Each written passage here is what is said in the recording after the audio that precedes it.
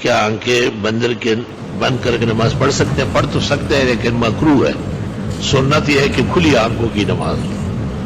آج کل شادیوں میں دیگر خوشیوں میں مثلا دستار بندی میں پیسے والے ہار یا پھولوں والے ہار پہناتے ہیں، تھوڑی دیر کے لیے صرف علامت کے طور پر ہاتھ میں لے لیے جائے، کوئی حرج نہیں. عالم دین کی شان نہیں کہ وہ ہار پہنے.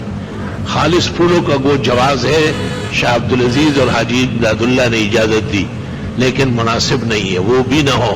عالم بغیر ہار کے بلند بالا ہار ہے، اس کا کردار سب سے بڑا ہار ہے. الذی خلق السماوات والارض ليبلوکم ایکم احسن عملا. اس آیت کا کیا مطلب ہے؟ یعنی اللہ نے موت و حیات پیدا فرمائی، تم اچھے عمل کرو. اور کیا؟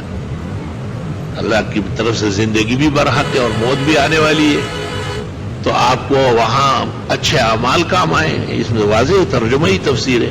اذان ثانی کا جواب نہیں، اس کی تفصیل کی ضرورت نہیں. فتاوی شام میں لکھا ہے وَإِجَابَةُ الْأَذَانِ حِينَئِذٍ مَكْرُوهَةٌ. خطبے کے دوران مؤذن کی اذان کا جواب دینا پسندیدہ نہیں ہے.